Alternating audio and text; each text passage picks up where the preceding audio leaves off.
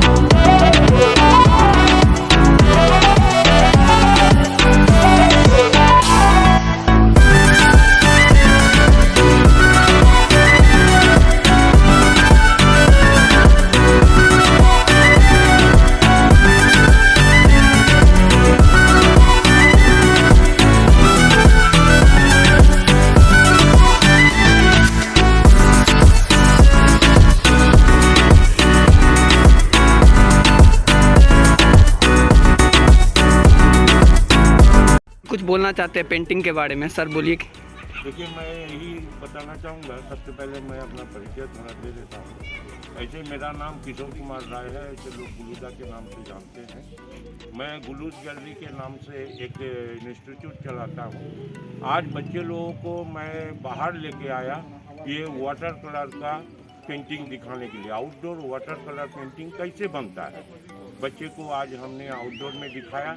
और जब तक बच्चे घर से बाहर जाके काम नहीं करते हैं, तब तो कोई भी बच्चा अच्छे कलाकार नहीं बन सकता। कॉपी करके कोई अच्छे कलाकार नहीं बन सकता। अगर आपको कुछ जानना हो, अगर सही में आप प्रकृति से लड़ाई नहीं कीजिएगा, घर से बाहर नहीं निकल के काम कीजिएगा, आप अच्छे कलाकार नहीं बन सकते। Thank you.